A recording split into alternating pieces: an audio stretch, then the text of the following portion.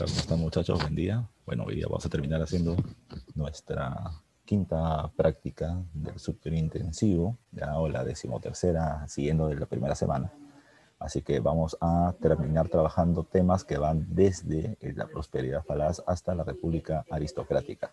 Así que vamos a trabajar de inmediato, porque el tiempo siempre nos es corto. A ver, la primera pregunta hace referencia a los inicios de la comercialización del guano, así que para eso vamos a recordar algunas características generales de la prosperidad falaz. Primero, recuerden que la prosperidad falaz hace referencia a una época de grandes ingresos económicos producto de la venta del guano, ya, y esta va a terminar siendo nuestra principal fuente de ingresos para el Perú en la segunda mitad del siglo XIX, ya, como venía en una pregunta de examen de admisión. Recuerden que el guano termina siendo un poderoso fertilizante natural que va a terminar siendo muy demandado a nivel internacional. Primero por parte de Inglaterra, que venía utilizando este recurso para fertilizar sus suelos y ampliar o terminar aumentando su cantidad de producción dentro de territorios muy reducidos.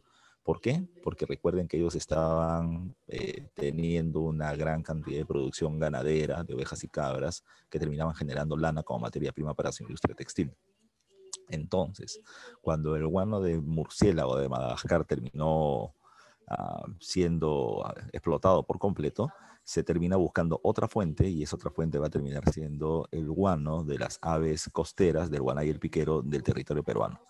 Perú, recuerden, no es el único país que termina teniendo guano en su litoral, sino que es el que tiene una mayor cantidad de guano y por lo tanto puede satisfacer la demanda externa. Otros países también intentaron venderlo, pero no podían competir contra el precio del Perú por la gran cantidad de guano que nosotros veníamos teniendo, ¿ya? Ahora, recuerden que ante el hecho que Inglaterra terminaba consumiendo este recurso, otros países también entraron en la competencia por conseguirlo. Y ante la alta demanda externa, el precio del guano terminó incrementándose de manera permanente, generando cada vez mayores ingresos para el Estado, ¿ya? Por eso hablamos de la época de la prosperidad. Recuerden que la prosperidad es falsa o falaz por tres motivos. Uno, porque no se invirtió adecuadamente estas ganancias en el desarrollo de la industrialización del país en el contexto de la segunda revolución industrial, donde el Perú fácilmente pudo entrar. Segundo, recuerden que la prosperidad es falsa porque termina incrementando las brechas socioeconómicas existentes. Aquellas personas que tuvieron negocios ligados directa o indirectamente al guano se hicieron muy ricos, mientras que ante el ingreso masivo de divisa extranjera, la moneda nacional se devalúa y por lo tanto los ingresos de la población se terminan reduciendo tremendamente. Recuerden que también la prosperidad es falsa porque solamente duró lo que duró el alto precio del guano. Cuando el precio del guano bajó, pues nuestra economía también termina entrando en crisis.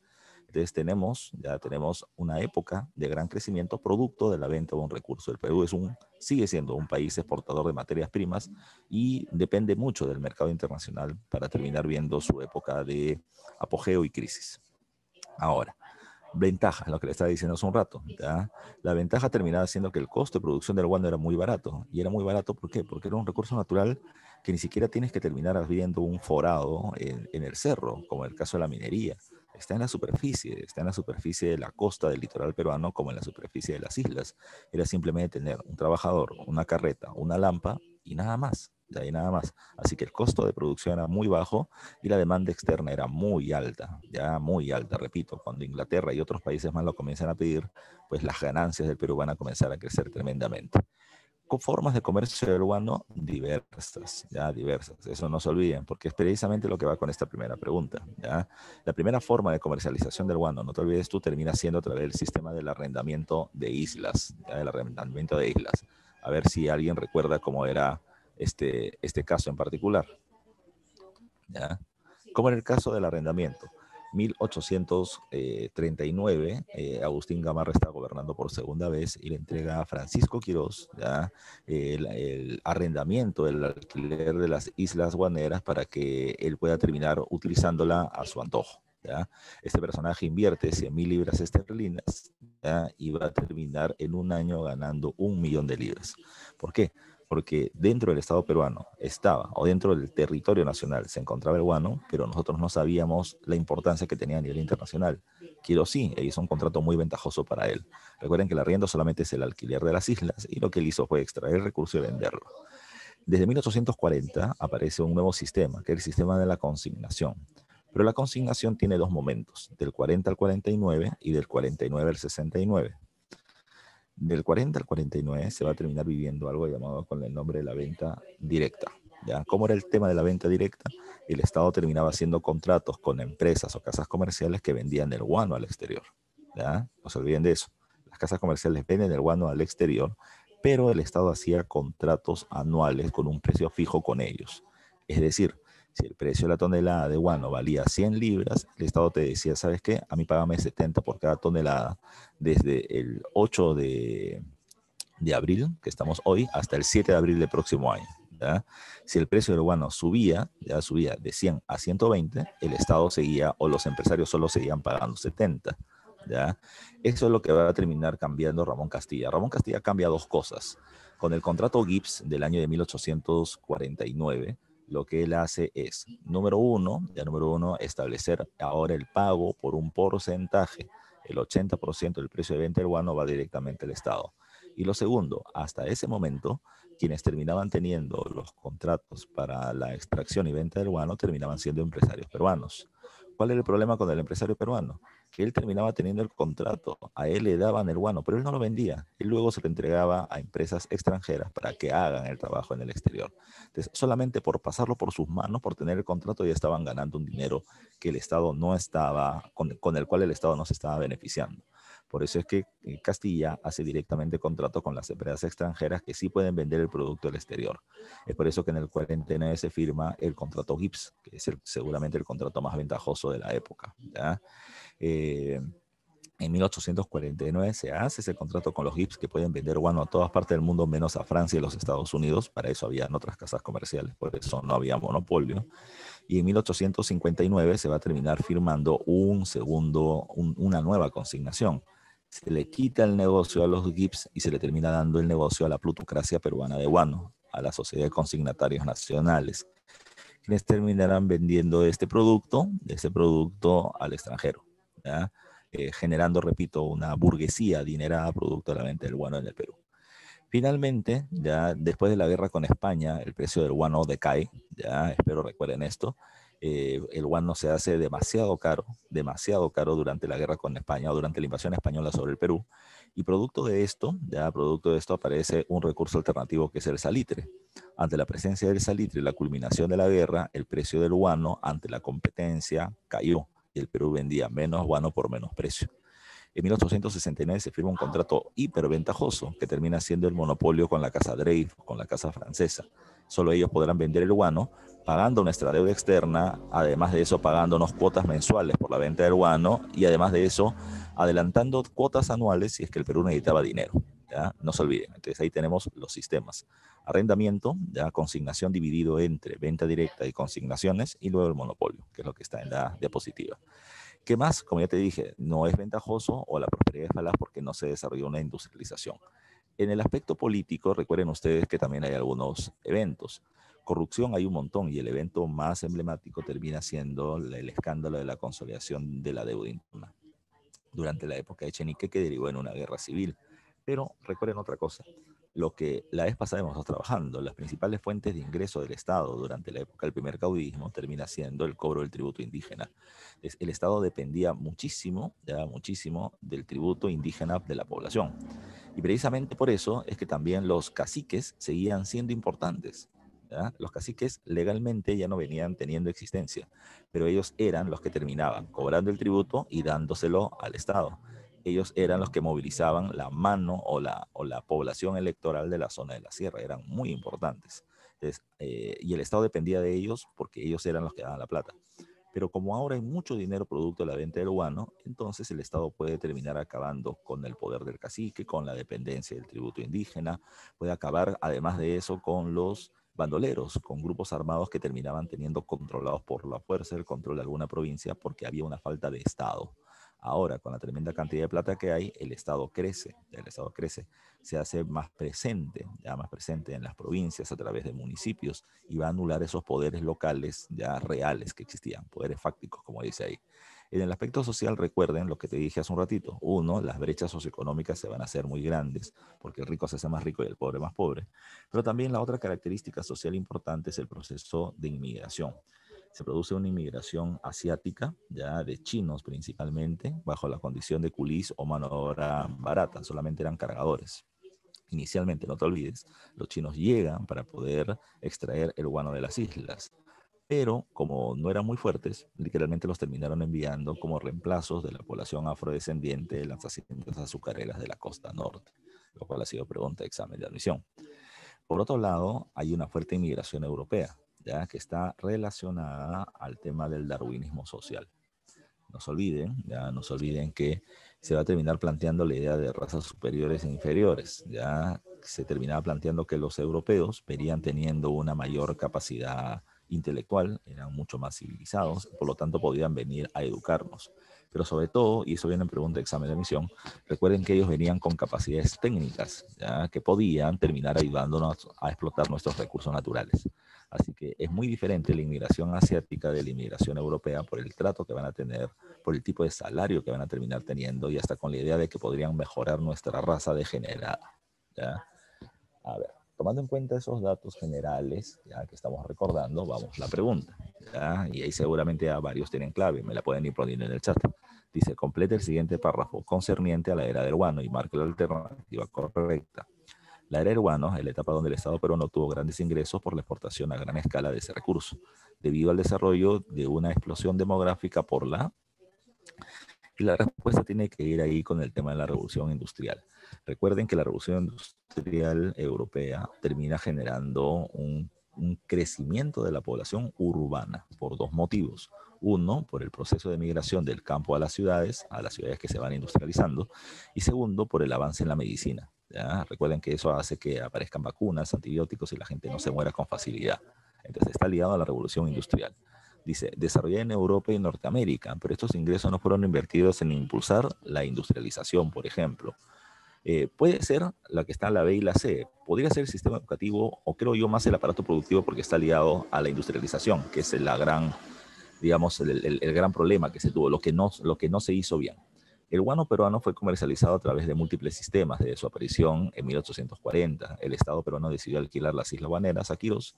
Al año siguiente, al evaluar el progresivo incremento de la exportación del Estado, optó por comercializarlo de manera directa o venta directa, que decía hace un rato, y no es sino hasta el arribo del poder de Castilla que se estableció el sistema de consignaciones, consignación seria, con GIBS, con porcentaje.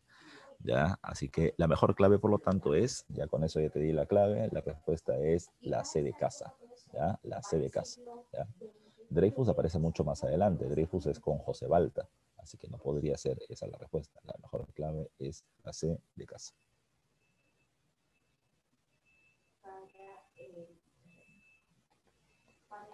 A ver, vámonos ya con la pregunta número 2. ¿Ya? La pregunta número 2 también está ligada a características generales de la prosperidad falaz. Y me dice acá, determine el valor de verdad o falsedad. Entonces dice, 1. Durante el gobierno de Castilla se estableció el sistema de la consignación con la casa inglesa Gibbs, verdadero. Ya te dije, ellos van a pagar el 80% del precio de venta del guano al Estado peruano y es ahí donde realmente entramos en prosperidad. Segundo, la migración asiática y europea ante la falta de mano de obra y población emprendedora. En realidad, a ver, habían varios motivos para terminar hablando de eso, pero no es que falte mano de obra, simplemente que se requería mano de obra barata, ¿ya? Si queremos hablar del tema con los chinos.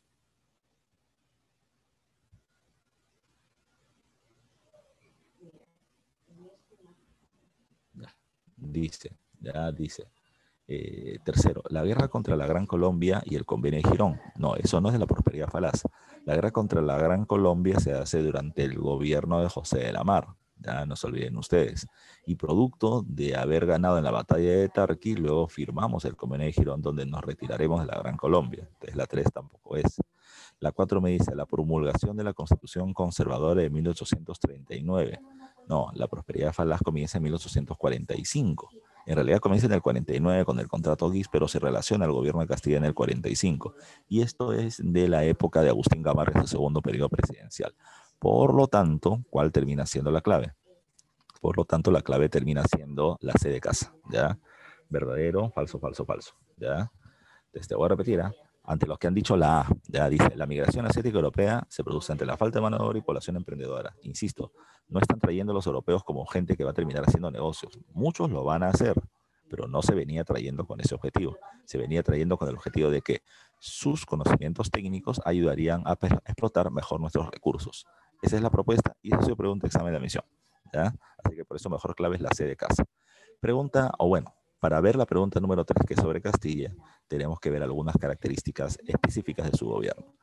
Castilla es el gobernante más importante de la época de la prosperidad falaz, 2 veces presidente. En el intermedio terminó él promoviendo la candidatura de Echenique, quien ganó, y cuando viene el escándalo de la consolidación, él lo termina votando mediante una guerra civil.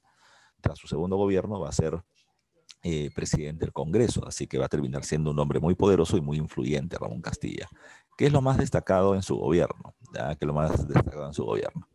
Recuerden que antes de Castilla ya se viene viviendo la época de la anarquía militar.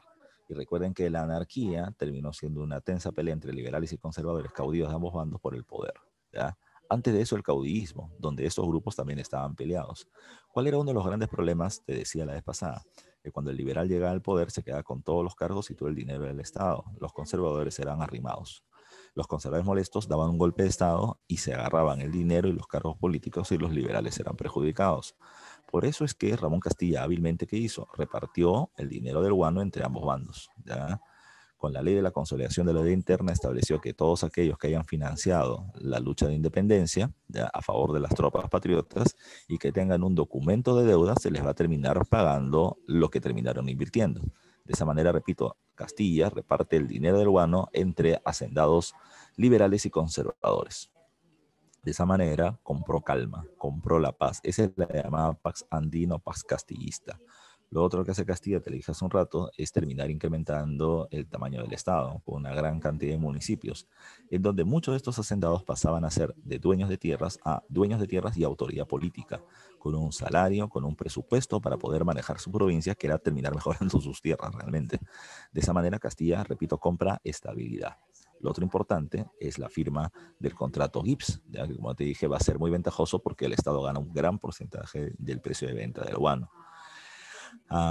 Con el caso de la población china, ¿por qué se trae chinos? Bueno, ya sabemos que son mano de obra barata, pero ¿por qué? ¿Ya? ¿Por qué? Bueno, primero el caso externo. China sale de una rebelión interna, ya que termina siendo una rebelión feudal, ya, en donde se produce un levantamiento de los campesinos contra el imperio pidiendo tierras, ya pidiendo tierras, la rebelión de Taiping.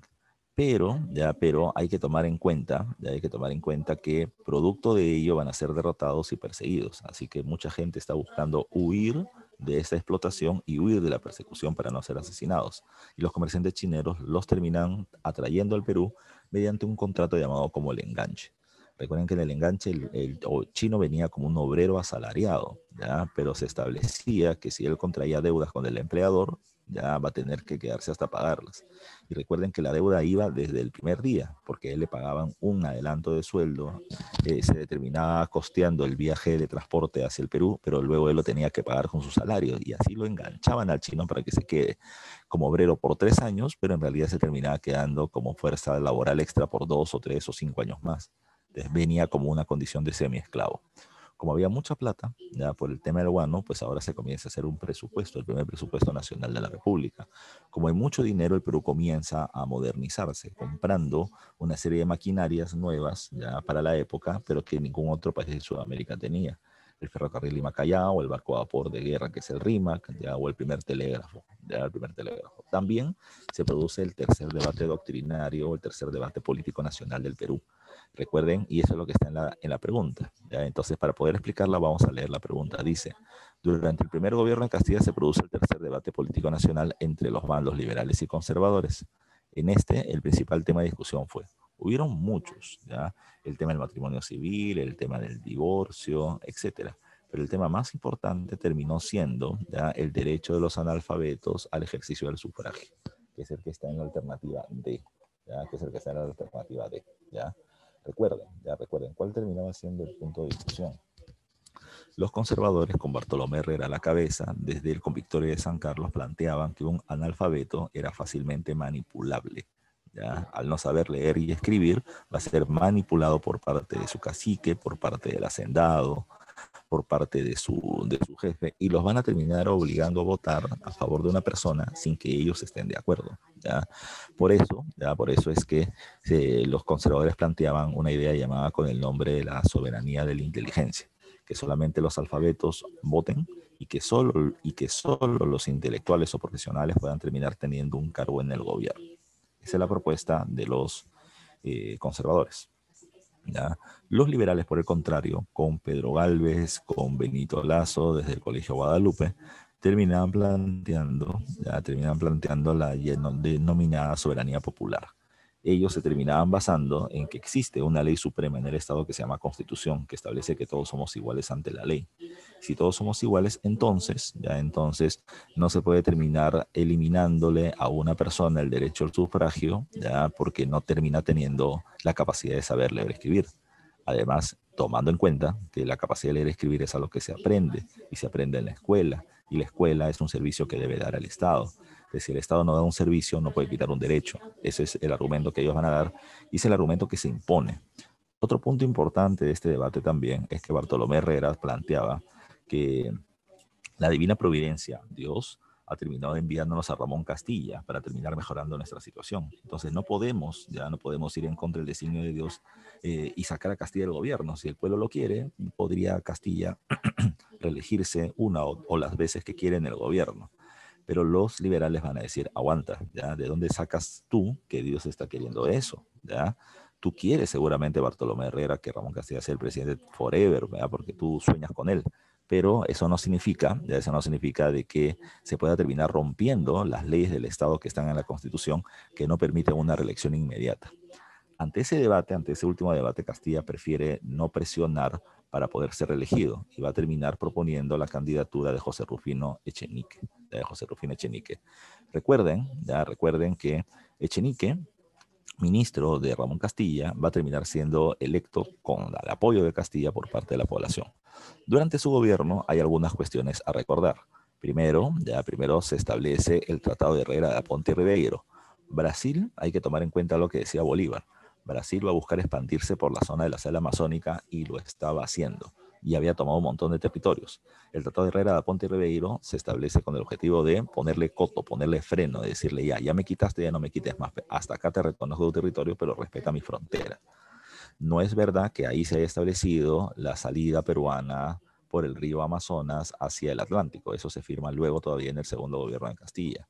Segundo, se promueve la inmigración alemana, en general europea, durante la época de Echenique, pero de manera particular la alemana y la prusiana hacia la zona de la selva, contando con un argumento previo que la selva estaba deshabitada.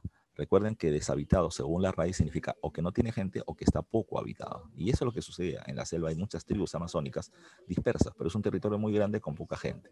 La idea era que se podía traer europeos con conocimientos técnicos para poder explotar estos recursos y habitar el territorio.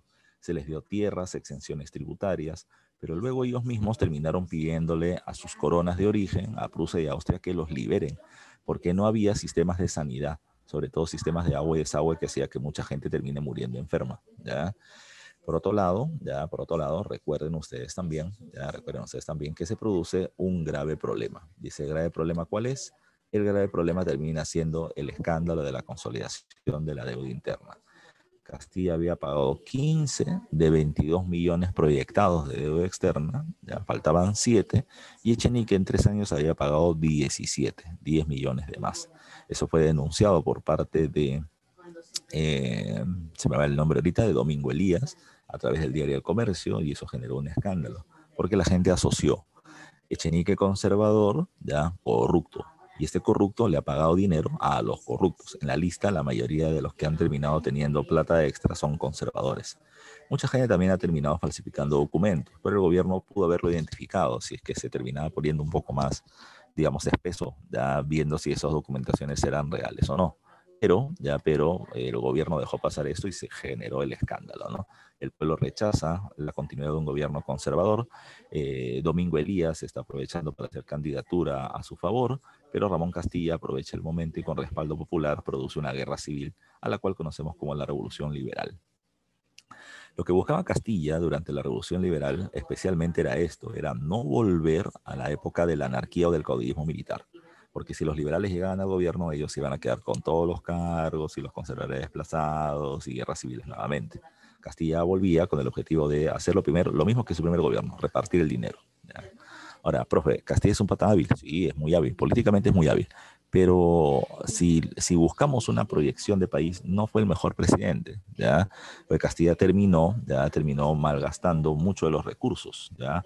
En obras gigantescas, en colegios que no venían teniendo el mejor nivel, en armamento que tampoco nos terminó sirviendo para poder hacer conflictos. Entonces se gastó mucho el dinero del guano y no se invirtió adecuadamente, lamentablemente, ya, lamentablemente. Durante la Guerra Civil y en su etapa final, Ramón Castilla termina estableciendo dos medidas. Una termina siendo la eliminación del tributo indígena y la otra termina siendo la abolición de la esclavitud. De esa manera ganaba el respaldo de estas poblaciones para terminar teniendo una mayor masa popular y hacer que Echenique decline ya de continuar en el conflicto. De tal manera que con eso Echenique se da por vencido y Castilla termina imponiéndose. Castilla da el golpe de Estado en 1854, pero recién va a ser presidente por segunda vez a partir de 1856. Pero ¿qué hubo en el intermedio? Bueno, el poder se le dio al Congreso. El Congreso Constituyente va a terminar teniendo como tarea establecer una nueva constitución. ¿Ya? Ramón Castilla será presidente interino, ya interino, o sea, todavía no por un proceso. Se hizo la Constitución del 56, se hizo una elección y Castilla va a ser reelegido como presidente de la República en ese año. ¿Ya? Antes de hablar del segundo gobierno de Castilla, veamos lo que está en la pregunta que a varios de ustedes me están dando respuesta. Dice, en la siguiente caricatura de Willis, que termina siendo el mayor caricaturista de la época y muy bueno, dice, se puede apreciar al presidente Castilla con cadenas en las manos. Detrás de él los famosos hermanos Gálvez, José y Pedro, ¿ya? Cortando las cadenas a un esclavo. Recuerden que ellos eran liberales, ¿ya? Y recuerden que Castilla era conservador. Pero no te olvides que la revolución es una revolución liberal. Lo conservador era malo, lo liberal era bueno, así que hay que tomar medidas ligadas a ellos. Dice, devolviendo el dinero del tributo indígena a un campesino, ¿ya? Y eliminando las cadenas de un esclavo, tomando en cuenta la abolición. Todo ello sucedió en el contexto de la Guerra Civil, también llamada como la Revolución Liberal de 1854, que permitió a Castilla iniciar un segundo gobierno. ¿Cuál es la clave ahí? La clave termina siendo la A. Este es el contexto de la Revolución Liberal de 1854 contra Echenique. ¿Ya? Muy bien, muchachos y muchachas. Recuerden otro dato. Recuerden que esta eliminación del tributo indígena y la abolición de la esclavitud terminó siendo, digamos, parte de su campaña, pero no estaba legalizado porque él no es presidente. Esto recién se va a legalizar en la Constitución Liberal de 1856. Recuerden que la eliminación del tributo indígena es positiva en la medida de que ya no existía este tributo racista contra el indio. Pero había un problema. Eh, el problema era que el Perú había dependido mucho del tributo indígena durante muchas décadas. Si bien los ingresos del Estado, producto de la venta de guano, iban creciendo y y los ingresos por tributo indígena iban siendo cada vez menores en porcentaje, no se debió perder esa fuente de ingresos. No estoy diciendo que no se debió abolir el tributo indígena, estoy diciendo que se debió establecer un tributo general, ¿ya?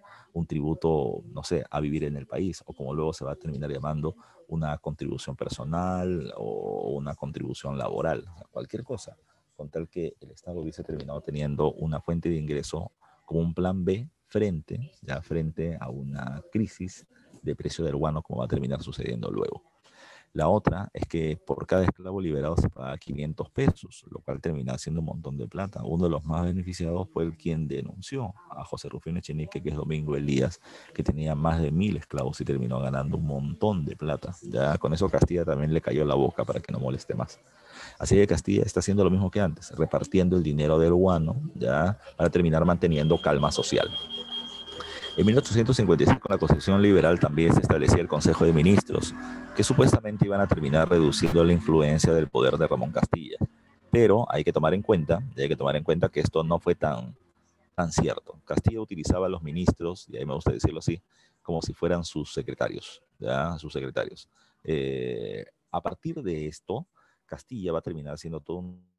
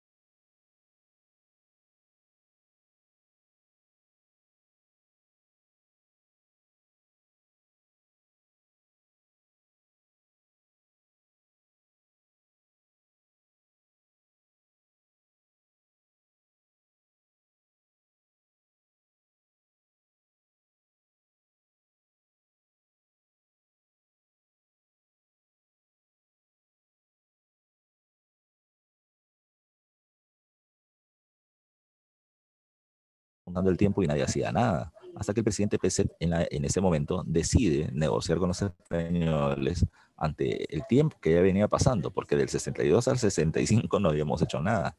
¿Ya? Y el presidente Peset decide firmar un acuerdo llamado como el Tratado Vivanco-Pareja, que para la población va a ser conocido como el Tratado de la Vergüenza. ¿Por qué? Porque se reconoce que se va a terminar pagando la deuda, pidiendo a España que se vaya y le vamos a terminar pagando. Pero el discurso en la calle termina siendo, ¿por qué pagarle a España si España nos ha terminado explotando 300 años como colonia, matado a nuestra gente, explotado nuestros recursos? ¿Por qué pagarle? La gente tuvo un gran rechazo contra este acuerdo y consideraron pusilánime, cobarde a Peset. Por otro lado, los consignatarios peruanos del guano no estaban de acuerdo también con lo que estaba pasando, porque durante ese tiempo el Perú tenía menos guano por vender y por lo tanto el precio se iba inflando, pero esto generaba un rechazo en el mercado internacional por los precios tan altos. Entonces ellos necesitaban a alguien que ponga fin a este tema de una vez, y ese alguien terminó siendo Mariano Ignacio Prado, quien dio un golpe de Estado, sacó a Peset desde Arequipa, ya iba a terminar tomando el control del gobierno y de la lucha contra España. Con él a la cabeza se produce la guerra, y en la guerra lo primero que va a hacer Prado es terminar estableciendo un acuerdo llamado como la Cuádruple Alianza. Cuádruple Alianza que terminaba siendo la unión militar y política de 4 países con salida al Pacífico: Ecuador, Perú, Bolivia y Chile. Le argumentaba que esta era una suerte de autodefensa contra la recolonización que España quiere hacer. España dijo públicamente: no tenemos ninguna intención de recolonizar América, solamente nuestro problema es con Perú por la deuda impaga y que estamos tomando el guano como parte del pago. Así que con eso Ecuador y Bolivia se separaron, bueno, no se separaron, siguieron siendo parte del grupo, pues no les interesó meterse realmente en el conflicto. Chile se mete en la guerra porque nosotros lo metimos, ya con engaños. Ya le dijimos a España que Chile es ahora nuestro aliado militar, que los va a terminar atacando, que están sacando sus barcos de guerra. Y cuando España se fue a ver si eso era cierto o no, pero le dijo a Chile: oye, España viene a atacarte. Yo no he hecho nada, no sé, pero viene a atacarte, conversar a tus barcos por si acaso. Así que a España ver las armas que está sacando Chile, decidió no meterse más, ya disculpa, España decidió atacar a Chile, y con eso Chile va a terminar apoyando directamente al Perú en la guerra. Con Chile al lado vamos a terminar ganando en el combate adaptado, y solamente el Perú va a terminar defendiendo el puerto del Callao, a través del combate del 2 de mayo. ¿Ya? No se olviden que con este combate la defensa nacional en el Real Felipe y en el puerto, a través de baterías o grandes cañones, van a terminar repeliendo la invasión española. Mariano Ignacio Prado pasa a ser el superhéroe de la patria porque ha terminado venciendo a los españoles. Pero el gran inconveniente, como les decía hace un rato, es que mientras todo este tiempo sucedió, 3 años y un poquito más, recuerden que el precio del guano se multiplicó, ¿ya? Y es ahí donde aparecen los empresarios chilenos y la casa Gibbs inglesa, que están explotando el salitre de Bolivia. El salitre también es un fertilizante de menor poder que el guano, pero fertilizante al fin y al cabo. No había competencia para el guano, ahora sí la hay. Por eso es que el precio del guano cae y los ingresos del Estado también. Pregunta 6. Pregunta 6 nos dice: en el conflicto que enfrentó al Perú contra España en 1865, destaca el interés español por apoderarse de los recursos de la isla de Chincha, exigiendo al Estado peruano el reconocimiento de la deuda externa y la imposición de un comisario regio en nuestro territorio. No obstante, el Perú recibió el apoyo de Chile, Ecuador y Bolivia, formando la Cuádruple Alianza. ¿Ya? La razón del apoyo de estas naciones radica en... ¿ya? A ver, ¿qué estás marcando como clave? ¿Qué estás poniendo como clave en la pregunta número 6? ¿Ya? ¿Por qué es importante, ya, esta cuádruple alianza? ¿Por qué se terminaron uniendo? Me están diciendo la A, varios de ustedes. Entonces vamos a ver qué dice. Dice: la razón, ya, del apoyo de estas naciones radica en defender a los territorios sudamericanos del imperialismo colonial. Ese terminaba siendo el argumento, no se olviden. ¿eh? B, la necesidad de conformar una federación de estados americanos contra la Santa Alianza. Bueno, esa es la propuesta de Simón Bolívar cuando crea el Congreso de Panamá. No viene acá. La Santa Alianza había desaparecido también. La integración de Sudamérica a la doctrina Monroe propuesta por los Estados Unidos. No, eso es antes también, ¿no? Cuando el Congreso de Viena está planteando, o cuando la Santa Alianza está planteando meterse en aquellos lugares donde hayan revoluciones liberales, la doctrina Monroe dice: no, aguanta, tú te metes con algún país de América, no solamente de Norteamérica, cualquiera, de México a Chile, y yo voy a saltar, ¿ya? pero ese es mucho antes. Y si el interés de estas naciones por restaurar la Confederación de los Andes, no. La clave termina siendo, como han dicho varios de ustedes, la A de avión. A ver, de nuevo pasó el ropa vejero acá. Sabe que estoy dictando y creo que pasa para molestarnos.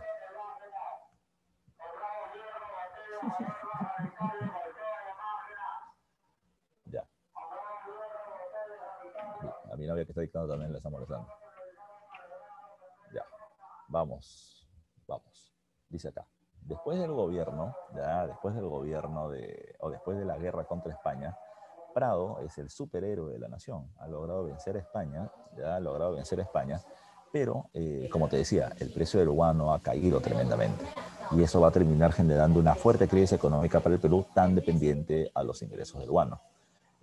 Prado había terminado formando algo llamado como el Gabinete de los Talentos, que era un grupo de ministros bastante jóvenes que habían sido educados en el exterior. ¿Ya? Entre ellos destaca Manuel Pardo de Lavalle, ¿ya? Como ministro de Hacienda o Economía, José Gálvez de Urquiza como ministro de Guerra que murió en la guerra contra España. ¿Ya? Pero Manuel Pardo, ante la falta de ingresos por el guano, va a terminar estableciendo la llamada contribución personal. Y la contribución personal, ya, la contribución laboral, era para muchos considerada como una restitución del tributo indígena. En realidad era un tributo general, pero ya esto va a terminar generando protestas como la protesta, por ejemplo, de Juan Bustamante, o también autoproclamado como Tupac Amaru III en Huancanecuno. Ellos no solamente renegaban de esta restitución del tributo, sino también del abuso de los hacendados o de los amonales de la sierra que ampliaban sus dominios, quitándole pastizales para el pastoreo que venía realizando la población local. Eso generó un levantamiento, terminó planteando el establecimiento de un Estado federal independiente de Puno contra el Estado peruano que no les daba beneficios. La rebelión terminó siendo derrotada violentamente, ¿ya? Pero era una muestra del malestar del pueblo contra el gobierno. A eso súmale otra cosa, el mismo ministro de Hacienda planteando de que no se venía teniendo tanta plata por la caída del precio y la venta del guano, entonces terminó se planteando la idea de establecer una constitución de carácter liberal, ¿ya? Para que de esta manera se abra el mercado y recibir más productos y tener un comercio más fluido. Pero a los conservadores proteccionistas eso no les gustó y comenzaron a despotricar contra Prado diciendo que este era un tirano porque había llegado mediante un golpe de Estado y se estaba manteniendo así, que estaba cambiando las reglas del juego del Estado y eso no se puede aceptar. Repito, Prado pasa de superhéroe a supervillano. Ante la debilidad de la imagen de Prado y la situación económica crítica, ya se va a terminar dando un golpe de Estado. Ese golpe de Estado lo termina dirigiendo José Balta, uno de los pocos caudillos de la época de la independencia que aún quedaba con vida. Pero Balta es muy poco conocido, ¿ya? Es muy poco conocido. Entonces, para que Balta termine teniendo éxito, Balta terminó poniendo como... Bueno, un ratito.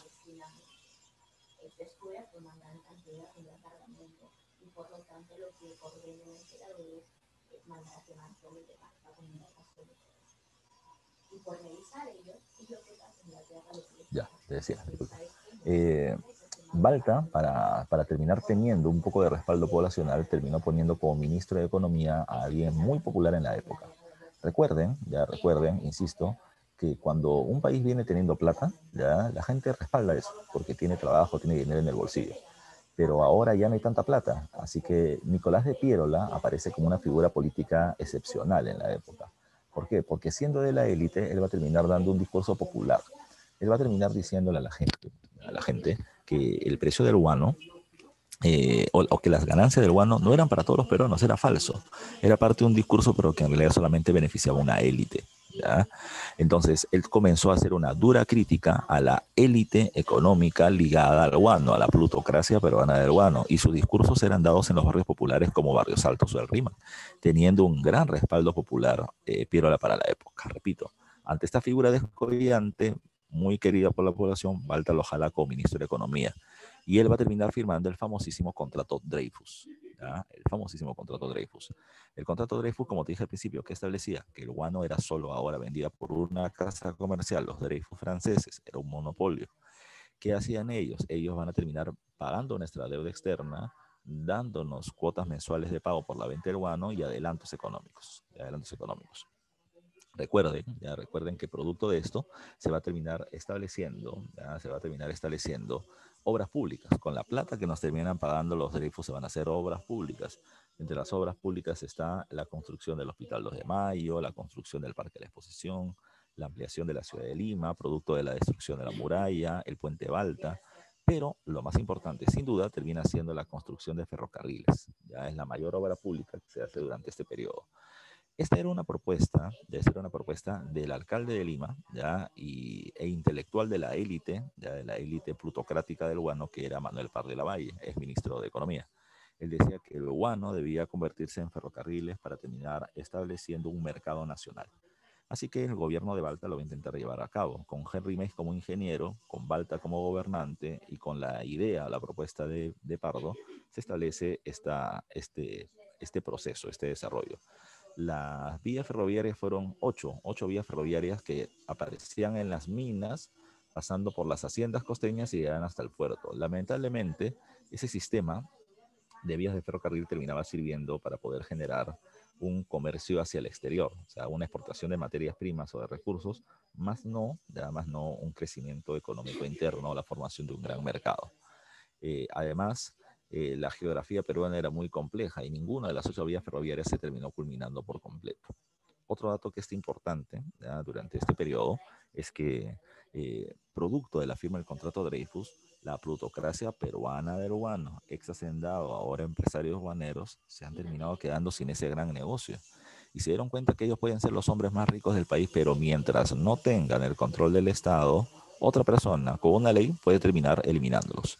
Por eso es que terminaron creando un partido político, que es el Partido Civil, y con ese partido civil van a terminar buscando tomar el control del gobierno. Con Manuel Pardo y Lavalle a la cabeza en 1872 y con el apoyo de la élite económica de las diferentes regiones, se va a terminar estableciendo la candidatura y la victoria de Manuel Pardo y Lavalle a la presidencia de la República en el año 72. Lo que sí hay que tomar en cuenta, y espero lo recuerdes, es que tras 45 años de gobierno militar, a un grupo de militares no está de acuerdo con que los militares pierdan el poder. Por eso es que los hermanos Gutiérrez, coroneles del ejército, dan un golpe de estado contra Balta y lo asesinan. No era el objetivo era evitar que Pardo llegara al gobierno, y lo consiguieron momentáneamente. Digo momentáneamente, ¿por qué? Porque esto, recuerden, va a terminar generando todo un inconveniente. ¿Ya? Las masas populares, ya impulsadas por el Partido Civil, van a terminar diciendo, no, no aceptamos. Y no lo aceptamos, ¿por qué? No lo aceptamos porque se están violando los votos que ha terminado estableciendo el pueblo. Se está violando su ciudadanía. El sufragio que se ha hecho de manera legal y que dio la victoria a Manuel Pardo de Lavalle no se quiere reconocer. Así que, por lo tanto, nosotros vamos a terminar haciendo reconocer nuestro voto en las urnas, como ya se hizo, y en las calles también. Salieron a las calles y terminaron linchando y asesinando a los hermanos Gutiérrez. Y de esa manera se rompe violentamente con el primer militarismo y se produce el establecimiento del Partido Civil. Vamos. Antes de entrar al primer civilismo, hay una pregunta acá sobre José Balta y dice: las grandes obras públicas del régimen de Balta, como el Hospital 2 de Mayo, el Palacio de Exposición y el enorme gasto en la implementación de una red ferroviaria, asignado a la constructora del inescrupuloso ingeniero norteamericano Henry Mays, fueron financiados a través de... ¿Y por dónde fueron financiados? Por el contrato Dreyfus, no se olviden. Entonces dice, la expropiación de las empresas extranjeras chileno-inglesas de la salitrera de Apacá. No, todavía no se choca con las salitreras, eso viene con el gobierno de Pardo. Los adelantos otorgados al Estado por las casas de consignatarios nacionales, no, recuerden que habían sido eliminados los consignatarios nacionales. C, el incremento desmedido de la deuda externa y los adelantos de la casa Dreyfus. Ese va a terminar siendo el caso. Y de incrementar los impuestos a la importación de manufacturas extranjeras, no. La mejor clave es la C de casa. Y espero que hayas marcado esa alternativa. ¿Ya? No te olvides, 7C de casa. ¿Ya? 7C de casa. Ahora, ¿ya? Para poder ver esta pregunta, dice, vamos a leer la pregunta, ¿ya? Dice, para los civilistas, el Estado debía ser modesto en recursos y ajeno al intervencionismo. Sí, precisamente el Partido Civil ya va a terminar planteando una condición de austeridad. Es decir, hemos tenido mucha plata producto de la venta del guano, pero ahora ya no tenemos tanto. Entonces, lo que tenemos hay que gastarlo bien. No tengamos una burocracia tan numerosa, ni muchos militares, ni tanto compra de armas. Hay que tener profesionales en la administración del Estado que puedan terminar haciendo más eficiente el gasto. ¿Ya? Eso es lo que se está planteando en este primer punto. Dice, se pensaba que las funciones del Estado debían de ser limitadas y que su principal tarea era garantizar el orden. ¿Ya? O sea, recuerda, ellos son liberales, ¿ya? Entonces, recuerden que el liberalismo tiene una cuestión, tanto Estado como sea necesario y tanta actividad privada como sea suficiente. Entonces, la idea era que el empresario sea el que termine moviendo la economía. Dice, la existencia de un presupuesto equilibrado era síntoma evidente de un gobierno decente y civilizado. O sea, supuestamente el Partido Civil era un partido, iba a ser un partido decente porque no se iba a robar ya la plata del gobierno como si lo han hecho los militares. ¿Cuál era la garantía que ellos no iban a robar? Que ellos son empresarios exitosos, tienen plata. Si yo tengo plata, no robo. ¿Ya? Ese es falso. ¿Ya? Pero era el argumento que estaban dando. Dice, por el contrario, el déficit era un sinónimo de caos e inmoralidad, hablando precisamente del gobierno militar. El gasto público debía ser muy reducido y la acción del Estado no debía interferir con la actividad privada, ya que ésta generaba la riqueza. Por eso te estaba diciendo, tanto Estado como fuera suficiente y tanto empresa como fuera necesaria. ¿Ya? Por ello, los servicios o beneficios ofrecidos por el Estado eran muy pocos y se enfatizaba los relativos al orden, policía, ejército y justicia. De acuerdo al párrafo, la idea del Estado civilista era, a ver, ¿qué cosa? ¿Cuál podría ser tu clave? Por ahí veo que varios han escrito, uno escrito. ¿Ya? ¿Cuál sería tu clave con respecto a la idea del civilismo? A ver, acá me han puesto que la clave en la 8 podría ser la D. Dice, de acuerdo al párrafo, la idea del Estado civilista era A, introducir la descentralización administrativa del Consejo Municipales. No, no tiene nada que ver con el texto. Además, B, convocar una gran campaña electoral sujeta a la Constitución vigente. Tampoco. Liquidar el poder e influencia de la iglesia en la sociedad imperante no habla de ningún momento de la iglesia, pero sí se va a terminar estableciendo más que un Estado laico, por lo menos una menor dependencia de la Iglesia Católica y de terminar con el desorden político introducido por los caudillos militares. Claro, están planteando que ellos eran un gobierno ineficiente, ya que había un gasto desmedido, entonces por lo tanto la idea era terminar teniendo un gobierno más eficiente que no esté ligado con los militares. Entonces esa es la mejor clave que podemos sacar de esa alternativa. Pero recordemos algunas otras cosas más, ya del civilismo, ya del primer civilismo. A ver, dice características del primer civilismo. Recuerden que de este periodo se le llama así, porque quien va a terminar tomando el control del gobierno terminan siendo los civiles, es decir, personas que no son militares, pero que estaban organizados a través del primer partido político moderno que va a terminar surgiendo en el Perú, que es el Partido Civil. ¿Ya? ¿A quién representa el Partido Civil? Bueno, la cabeza del Partido Civil estaba conformada por parte de los ex comerciantes peruanos del guano. ¿Ya? Ellos son la cabeza, pero en general van a terminar representando a la oligarquía. Comerciantes guaneros, ya comerciantes salitreros que también van a entrar en este negocio, hacendados, banqueros, dueños de medios de comunicación, dueños de minas. O sea, la élite económica del país, la oligarquía, es la que va a terminar tomando el control. Una pregunta siempre importante que hacerse, ya porque es parte de los que terminó publicando un profesor de la universidad, que son los encargados de hacer las preguntas de examen de admisión, es lo siguiente: ¿por qué antes no había partido político? Recuerden que antes no había partido político ni en el Perú ni en muchos otros países del mundo, porque los partidos eran considerados facciones, eran considerados un grupo de gente que buscaba defender los intereses de su grupo y no los intereses nacionales. Por eso que los partidos eran vistos de manera negativa. Entonces, recuerden, ¿por qué el Partido Civil ahora sí va a terminar pudiendo llegar al gobierno? Porque no te olvides que ahora había un descrédito de los militares producto de las pocas o de la crisis económica cuando se dejó de vender el guano. Entonces se les vio a los militares como ineficientes. Los empresarios de la oligarquía civilista, ¿qué es lo que van a decir? Van a decir, nosotros somos empresarios, tenemos un montón de plata por nuestros negocios, no por vivir del Estado. Entonces, si nosotros hubiésemos manejado el país como una empresa privada, el Estado hubiese sido tan exitoso como nuestros negocios. Ese va a ser el argumento que va a terminar teniéndose en ese momento. Y es el argumento que dan, por ejemplo, si queremos hablar un poco de campaña electoral actual, es el argumento que da Rafael López Aliaga, ¿no? Yo tengo un montón de plata, yo soy un empresario, yo sé cómo se hacen las cosas. Si el Estado se manejara como una empresa, todo sería bien.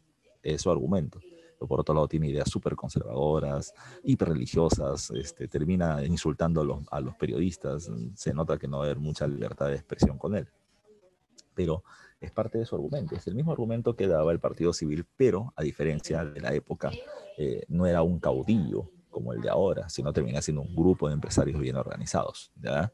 Ahora, ¿qué más hay que tomar en cuenta? ¿Ya? ¿Qué más hay que tomar en cuenta?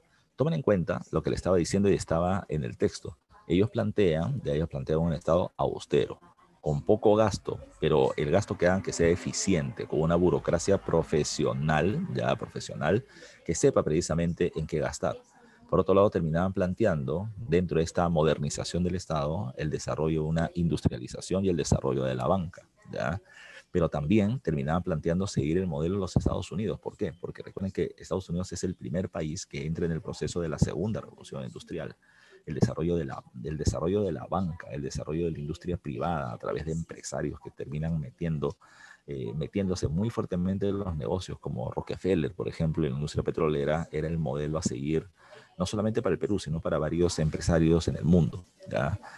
Además de eso, recuerden, este partido civil que va a llegar al gobierno va a defender los intereses de los empresarios, ¿ya? Repito, son empresarios llegando al control del Estado y van a buscar modernizar el Estado como si fuera, ¿ya? Como si fuera una institución privada, pero además, y muy importante, que ellos van a defender a su grupo. Y esto va a estar muy ligado al tema salitrero, ¿ya? El tema salitrero que vamos a ver en un momentito. Vámonos, ¿ya? Si hablamos del primer civilismo, sin duda tenemos que hablar de su fundador y primer presidente. El primer presidente civil del Perú termina siendo Manuel Pardo de la Valle. Recuerden que él apenas llega al gobierno, ¿qué cosa fue lo que hizo? Lo primero que hizo es, dentro de esta política de austeridad, redujo el presupuesto militar. ¿Por qué redujo el presupuesto militar? Porque de esta manera se iba a terminar reduciendo el número de soldados ya dentro del ejército. ¿Ya? ¿Para qué tenemos tanta gente si no vamos a tener guerra? Era la lógica. Pero además de eso había un segundo factor de por medio. Si yo reduzco el número de militares, si reduzco el número de militares, también voy a terminar reduciendo el número de oficiales, de personas que mandan a los soldados que ya no hay. Y con eso puedo pasar a retiro a un montón de oficiales que se habían hecho muy poderosos y potencialmente podrían ser personas que en intento de golpe estaban en su gobierno. Así que Pardo se encargó de eliminar, no físicamente, sino sacarlo de su cargo, pasarlo a retiro a un montón de potenciales militares golpistas, ¿ya?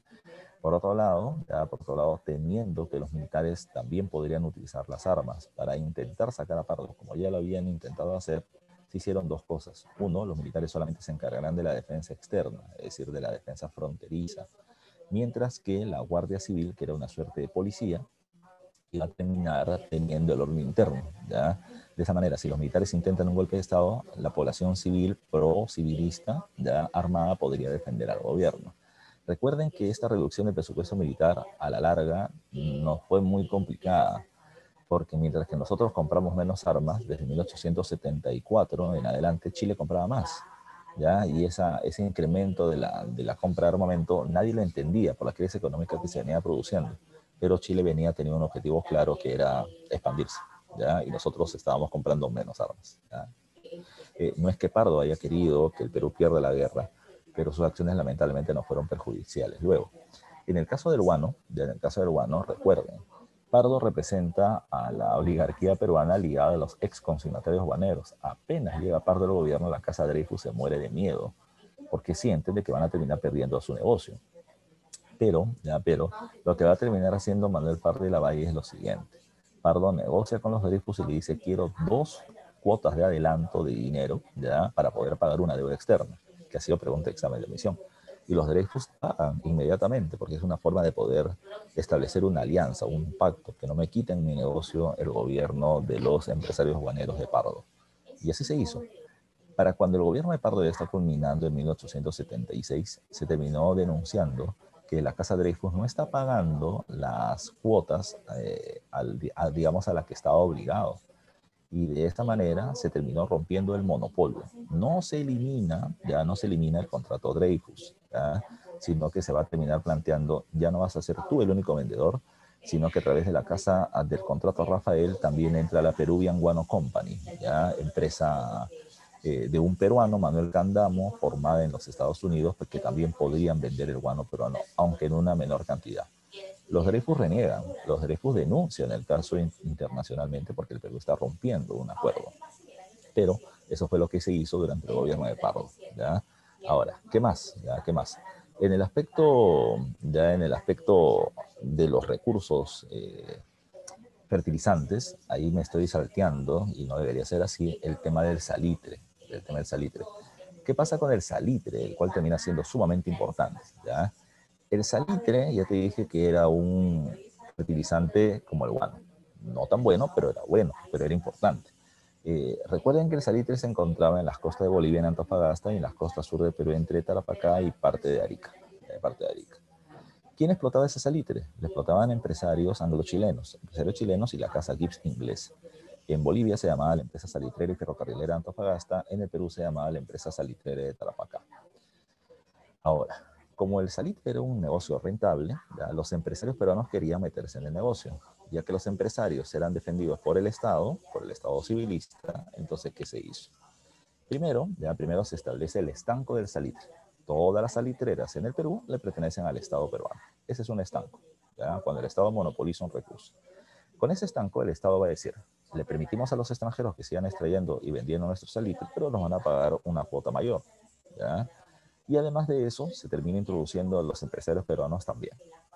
Entonces, los chilenos que tenían el monopolio de la extracción y venta del salitre peruano, ahora tienen una competencia defendida por el Estado peruano. Como le fue bien a los empresarios, ¿ya? ¿Qué cosa fue lo que se hizo? Se anula el estanco y se establece la nacionalización de las salitreras. Es decir, el salitre peruano solamente puede ser vendido por empresarios peruanos. Solo por empresarios peruanos. Y eso va a terminar generando que los chilenos se les expulsen. No se les vota con una mano adelante y otra atrás, sino que el Estado peruano los indemniza, ya los indemniza por obtener sus maquinarias. Claro, si la maquinaria te costó $100.000, vamos a poner así, el Estado peruano te decía, ya, te costó 100.000, perfecto, pero no te voy a pagar 100.000, te voy a pagar 40.000. Uno, porque esa máquina ya es antigua, y segundo, porque tú ya obtuviste una gran cantidad de ganancias. Así que los indemnizaban con poco dinero. Eso generó ya de que la relación entre el empresariado chileno y el empresariado peruano se haga tensa, que las relaciones entre el Estado empresarial chileno y el Estado empresarial peruano también se hagan muy tensas. Más tensas aún cuando en 1873 se termina firmando el Tratado Benavente-Ribagüero, o el Tratado Secreto de Mutua Defensa. En 1872 ya Chile le ha quitado a Bolivia la mitad de sus costas y amenaza con quitarle la otra mitad. Ante ello, Bolivia busca una alianza militar defensiva con Argentina y con Perú. Argentina no la firma por dos motivos, y ahí se le está poniendo en la diapositiva. Porque Chile le cede el territorio de Patagonia que Argentina le reclamaba a ese país. Y porque además de eso, Chile terminó estableciendo un acuerdo ya de defensa mutua con Brasil. Es decir, si Argentina atacaba a Chile, Brasil atacaba a Argentina. Con eso Argentina se quedó inmóvil. Y argumentó que tenía problemas limítrofes con Bolivia que no le permitían ser parte de este acuerdo. El único que lo terminó firmando fue el Perú. ¿Ya? Ese es el Tratado de Mutua Defensa. Perú no lo hace de Gil. Perú lo gobierna el Partido Civil, y el Partido Civil es el partido de los empresarios. Entonces, los empresarios ya entraron al salitre peruano, y ahora quieren entrar al salitre boliviano. En 1875, Pardo llega a un acuerdo para que los empresarios peruanos compitan con los chilenos por el salitre de Bolivia. Así que segundo golpe ya a los empresarios chilenos, y esto hace que las relaciones entre estos dos países se vuelvan a ser muy tensas. Un punto que no debemos olvidar. Recuerda, Pardo tiene muy buenas ideas para gobernar el país, pero la situación económica no lo va a terminar ayudando. ¿A qué me refiero? En 1873 se produce el Gran Pánico, ¿ya? Así se le llama a la primera gran crisis de la Bolsa de Valores de Nueva York, ¿ya? ¿Qué pasó? Se terminó generando una recomposición de la economía norteamericana, si lo queremos poner en términos reales. Es decir, las pequeñas y medianas empresas quebraron ante las grandes industrias, que venían teniendo tecnología muy avanzada, una gran cantidad de mercados, y por lo tanto las pequeñas y medianas empresas no podían competir contra ellos. Eso generó, repito, un descalabro de la economía norteamericana. Repito, muchas empresas quiebran y eso genera un proceso de recesión.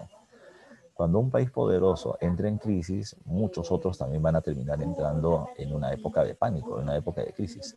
Estos van a terminar reduciendo sus importaciones, y un país exportador de materias primas como el nuestro se va a ver muy afectado.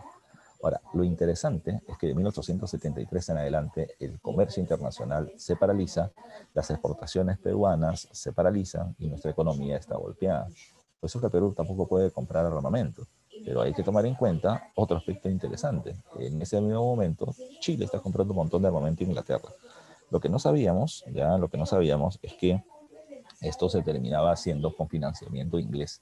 Inglaterra estaba vendiendo armas a bajo precio para ser pagado en cómodas cuotas, cosa que termina siendo extraño. ¿Por qué sucedía esto? Porque la Casa Gibbs había terminado planteándole al gobierno inglés invadir el Perú para poder asegurarse el control del salitre, que no solo era fertilizante, sino que también terminaba sirviendo como materia prima para poder hacer municiones, municiones. Junto con la pólvora servía para hacer municiones para la guerra, en el contexto de la paz armada desde 1871 que se venía viviendo. Inglaterra decidió no invadir a Perú, pero decidió terminar dándole la labor a Chile. ¿Ya? Chile atacaría el Perú y se quedaría con territorios de Bolivia y Perú, siempre y cuando Chile garantice que ese salitre terminaba yendo a territorio inglés. Por eso que Inglaterra y Chile van a hacer acuerdos teniendo como nexo a la Casa Gibbs. ¿Ok? Por otro lado, en el gobierno de Pardo hay una fuerte política educativa. En el Reglamento General de Educación Pública se establece la educación primaria gratuita, aunque solo se pudo financiar los 2 primeros grados de educación primaria y se construyó colegios de alfabetización solamente en las principales ciudades de los departamentos y en algunas provincias de la costa, pero no de la sierra, excluyendo a la inmensa mayoría de población indígena, manteniéndolos en el analfabetismo.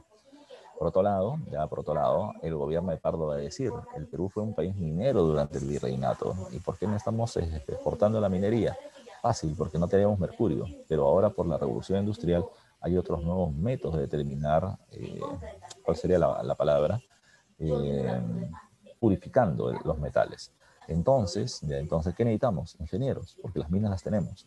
Pero los ingenieros de minas terminan siendo muy escasos en el mundo. Entonces, traerlos será muy costoso. A menos que, y muy difícil además, a menos que construyamos nuestros propios ingenieros. Así que a Eduardo de Havish, polaco, se le termina dando la misión de crear la Escuela de Ingenieros Civiles y de Minas. El ingeniero civil era puente, camino, carretera, ¿ya? Y el ingeniero de minas terminará extrayendo, ¿ya? O haciendo los mecanismos para extraer y purificar el metal.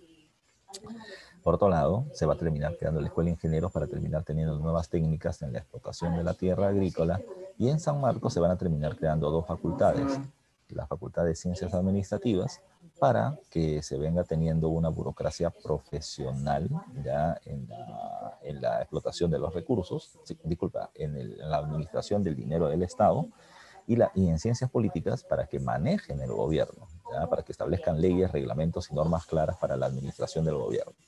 Esta es parte de lo que se hace. Hay una fuerte política educativa, pero recuerden que estas reformas no se terminan, digamos, no terminas viendo el resultado de manera inmediata, ¿ya? Sino que va a terminar teniendo una demora mientras que se implanta, se implementa, no es de inmediato. Y lamentablemente Pardo no va a tener el tiempo como para poder llevar a cabo todo esto. A ver, hay una pregunta con Pardo, ¿ya? Pregunta número 9. Dice, de los siguientes eventos, ¿cuáles están vinculados ya al periodo denominado primer civilismo, es decir, al régimen de Pardo? Al régimen de Pardo. A ver, dice, el estanco, ya, a ver. Dice, el estanco y la expropiación de las salitreras de Tarapacá. Eso sí es verdadero, ya, eso sí es verdadero. Ya, el estanco y la nacionalización, que terminó en la expropiación hacia los chilenos, ¿no? La 1 está bien. 2, la conformación de la cuádruple alianza contra España. No, esa es de la época de María Ignacio Prado, es su gobierno. Así que la 2 no va, ya la 2 no va. Entonces hasta ahí podría ser ya la A, la C o la D. Dice, la 3 debe estar porque está en las 3, ¿no? La reforma del sistema educativo superior y el censo de 1876, eso también termina siendo correcto, ¿ya?